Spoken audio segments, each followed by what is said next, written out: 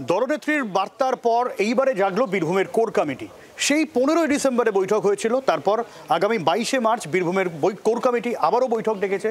কিন্তু প্রশ্ন উঠছে, এতদিন কেন কোর কমিটির বৈঠক বন্ধ ছিল? তা কি অনুব্রত মণ্ডল আর কাজল শেখের দ্বন্দ্বেই?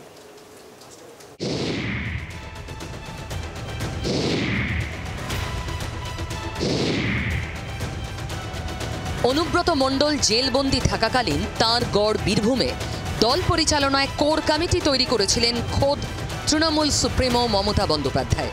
কেষ্ট জেলায় ফিরলেও কোর কমিটি ভাঙেননি মমতা।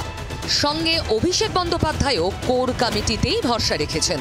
দলনেত্রী ও দলের সেনাপতির ভরসা যে কমিটির ওপর, সেই কোর কমিটি 3 মাসের বেশি নিষ্ক্রিয়, যা ঘিরে দলের মধ্যে প্রশ্ন উঠছিল।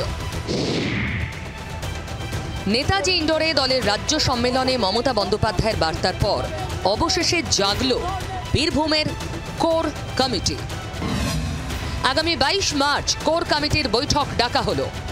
বীরভূমের কোর কমিটি হঠাৎ সক্রিয় হয়ে ওঠা নিয়েও প্রশ্ন ঘুরছে দলের মধ্যেই। গত বছরের 15ই ডিসেম্বর কোর কমিটির শেষ বৈঠক হয়েছিল। তারপর আগামী শনিবার বৈঠকে বসবে কোর কমিটি।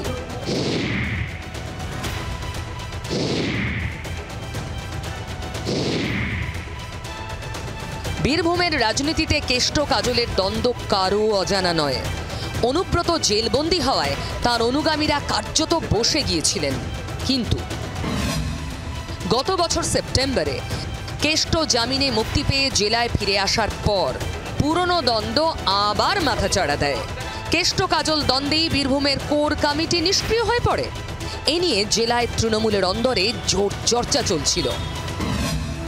গত পঞ্চায়েত আর লোকসভায় দুটো ভোটেই কোর কমিটির ভূমিকা সাফল্য এনেছে।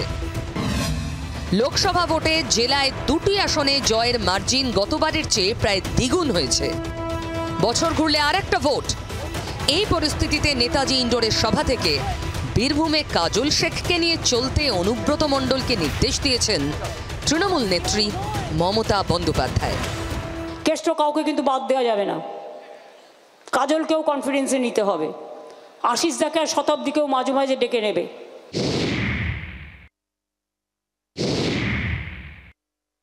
বীরভূম সর্বতোভাবে তৃণমূলের সঙ্গে ছিল, আছে এবং থাকবে। বীরভূমের যারা রাজনীতিবিদ, যে নেতারা আছেন, তারা বীরভূমের ব্যাপারটা বুঝে নেবেন।